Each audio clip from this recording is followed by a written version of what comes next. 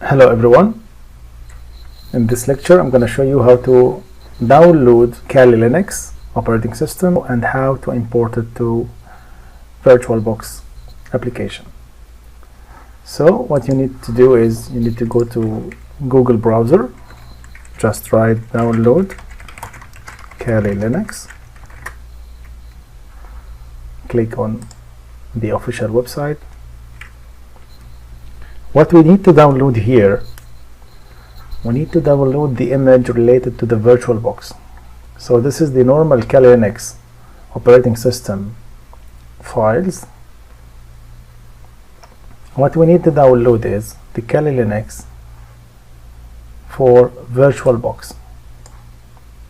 So according to your system again, whether it's 64 or 32, and to know that for sure, just you need to right click on my computer properties, and you can see your system type, whether it's 64 operating system, 64-bit or 32. For me it's 64-bit, so I'm going to click here, offensive security VM download page, and this will move me to a different page to download the Kali Linux. So just I need to go here again. I don't want the VMware, I need the VirtualBox here, this one, this tab. So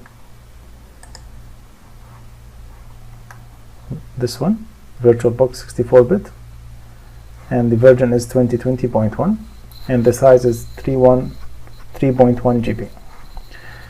You can take one click on the name of the Kali Linux image to download it, or you can download the torrent file. For me, I'll just click here and the download will start. So 3.1 GB, it's a huge file. I'm gonna pause the video until it finishes, then I'll proceed. Okay, after we finish downloading the Kali Linux image, we will find Kali Linux file here in downloads. What we need to do is we need to go to the VirtualBox on desktop and try to import it.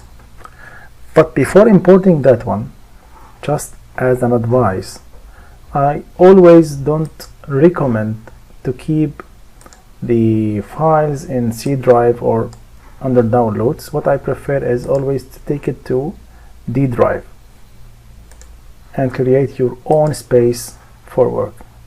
So you can just copy paste it here or cut it, whatever you like. Just please don't keep it in downloads. For time being, I'm gonna keep it here just for practice. Okay, then we'll go to VirtualBox Manager, click on import, and we'll choose the file directory. Just click next.